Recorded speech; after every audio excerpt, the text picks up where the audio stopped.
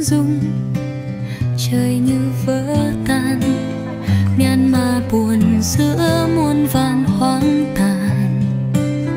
Có những mái nhà giờ thành tro bụi, có những ánh nhìn lặng im chẳng nói gì. Từ Việt Nam xa nhưng trái tim gần, gói yêu thương trong từng bước chân. Gửi chú gặm chút giữa vải tấm áo, nhưng là cái tấm lòng biết đâu cùng đồng bào. Xa nơi đâu có nỗi đau là nơi chúng tôi đến, dẫu đường xa dẫu gian nan cũng chẳng ai chi thêm. Quý khơi sự từ tâm, từ trái tim người Việt, mang nụ cười tới giữa vùng đất từng tan hoang. Xa không chỉ là cứu trợ mà là dấu hy vọng xanh, từ bàn tay thơm thảo, từ tấm lòng chân thành. Sau cơn địa chấn mầm sống lại hồi sinh, vì nơi có tình thương là nơi ánh sáng bắt đầu lung linh. Không cần ngôn ngữ để hiểu những giọt nước mắt, chỉ cần một ánh mắt là hiểu được mất mát. Và chỉ cần trái tim cùng đập là đủ gần để sẻ chia tất cả. Xa nơi đâu có nỗi đau là nơi chúng tôi đến, không mang phép màu chỉ mang tình người chân chất nhất. Quý khơi sự từ tâm là cây cầu nhân ái, nối trái tim Việt với những miền đất đang kêu oai. Dẫu bao dòng, dẫu bao lần đất trời rung chuyển, tình người vẫn ấm vẫn đủ để dừng lại hy vọng bừng. Chúng tôi đi không vì tên gọi vinh quang, mà vì tin rằng từ tâm sẽ làm dịu những vết thương. Chỉ cần con người cần giúp, chúng tôi sẽ còn đi tiếp từ Việt Nam bằng tình thương không biết rời.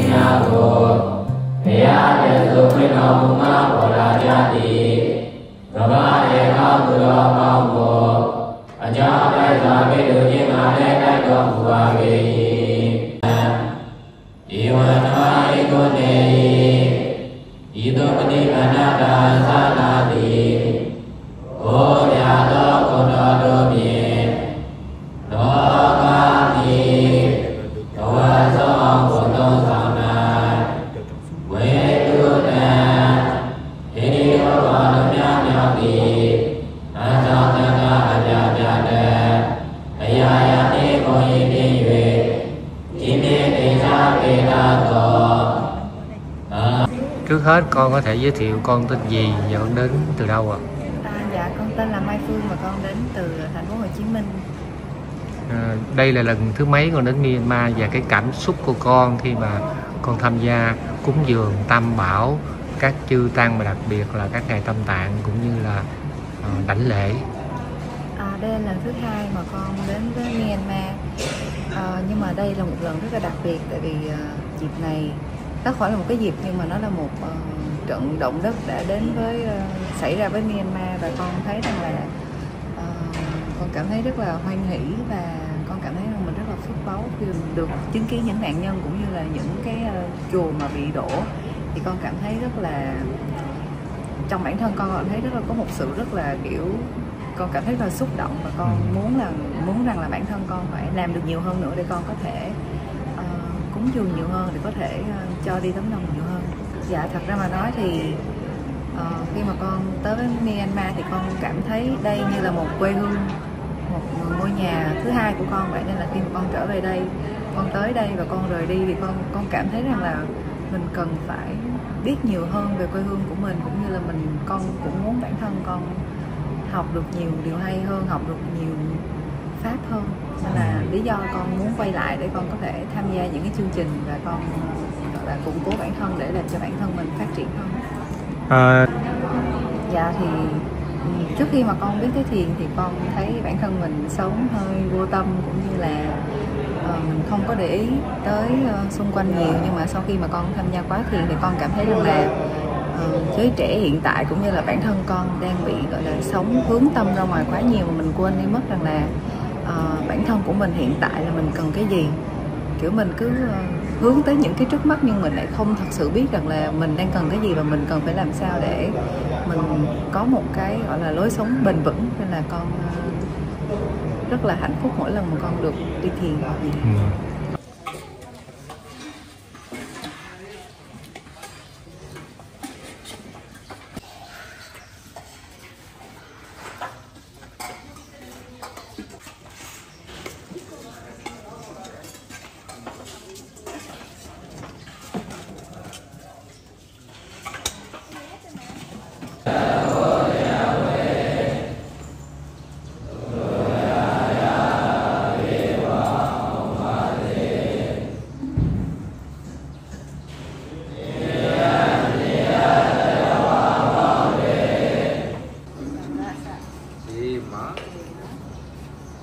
Nasa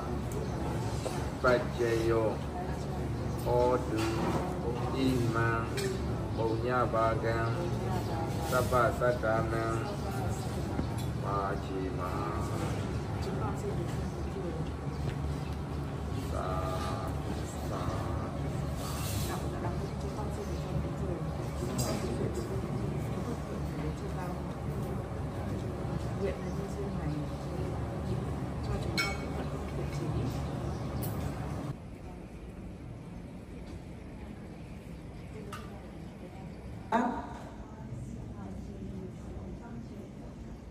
Kamesu Mechachara Kamesu Mechachara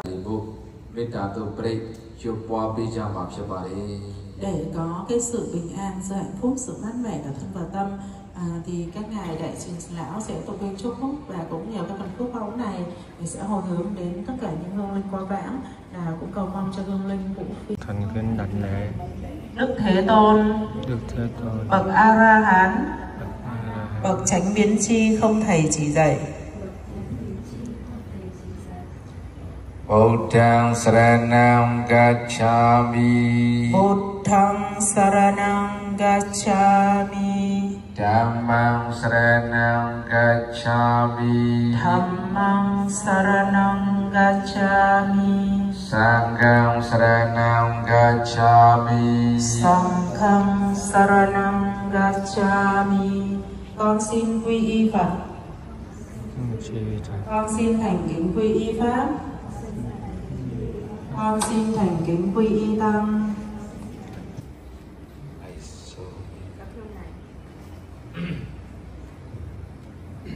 Imani Imani Kahabanani Kahabanani Aya Samandanang Ara Samadanang Nawakamasa Nawakamasa Thema Thema Nibbanasa Nibbanasa Pajayo Pajayo Hodu Hodu Sadhu Sadhu Sadhu.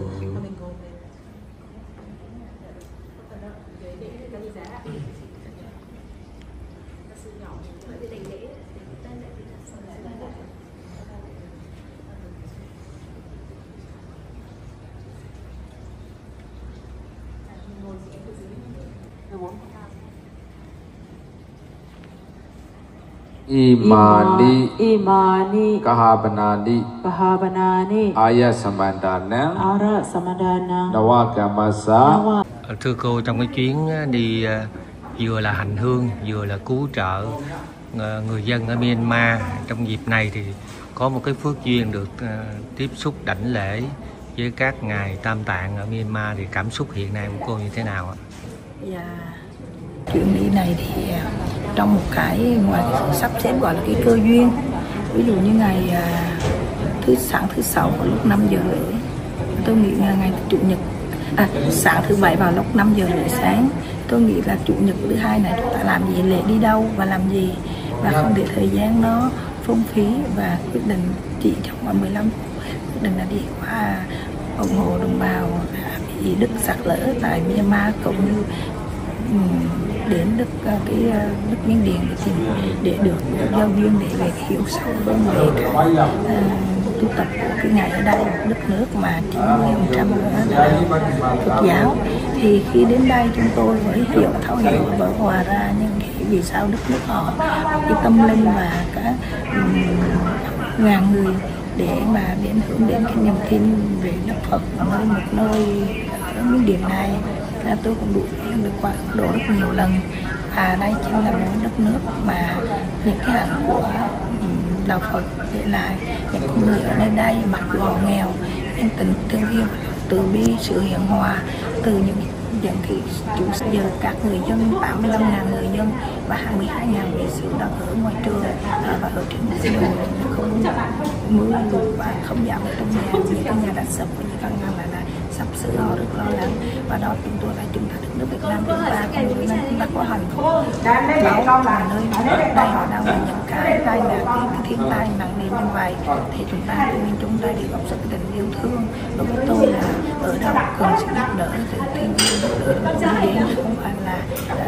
đất nước nào chúng ta cứ, và như Việt Nam, Lào, Campuchia, Ấn Độ hay những nước nghèo, và cái tình thương yêu, lòng từ bi chúng tôi muốn chia sẻ đem đến những cái gì đó để chia sẻ cùng họ, và cũng mong muốn rằng không phải một mình Kim Mon mà mọi người đi đây cũng là dẫn dắt cho cái thế hệ của con cái.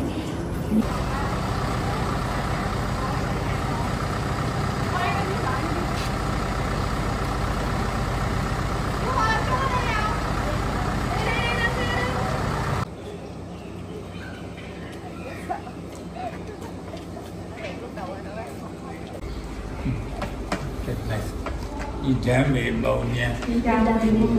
Sangasa Tima Nivanasa Vichayo Hodu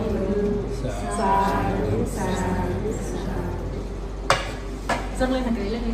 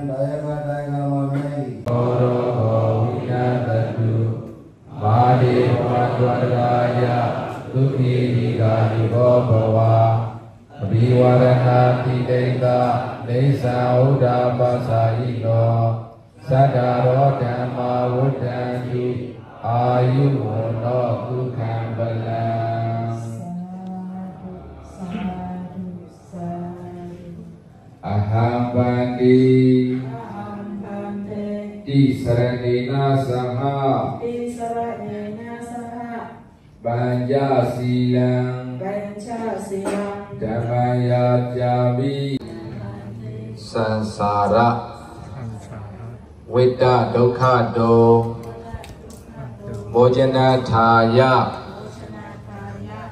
Viyanam Ratha Do Marama รัตถังอากันตวามิงกลาโตนกรีนานาวิหารีสังกัสสะดานาวิถุนิเจมาอิสรเนนะสหปัญญสีลัญญาสมาธิยามาอิดัมเมปุญญังอิดัมเมสีลังนิบานัสสะปัจเจโยโหตุอิมังปุญญาภากังสัพพะสัตตานังสัพพะเทวตานังปาจิมาวิเศษโตกาลิงกดานังอมากังญาตินัง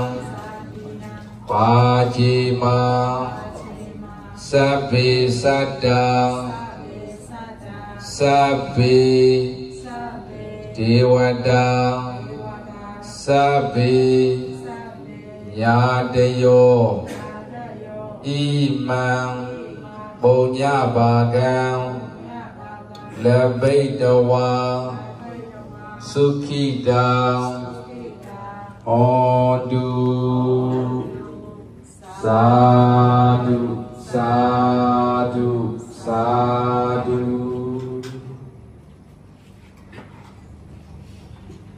ခန္ဓာစီစဉ်9ရာအခန္ဓာယုတ်သိခြင်းစီစဉ်ဖြစ်ပါသည်ဗျာဘုရားဘာတော်ကြောင့်တော်ရတော်ကြကုန်သောဆရာတော်တန်ဃာတော်များနှင့်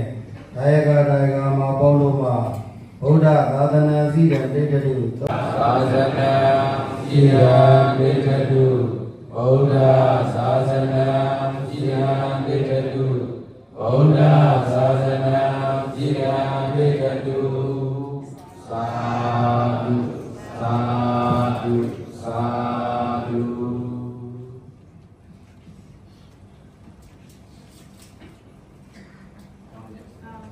เราเลยเรียนเสียงเท่าไหร่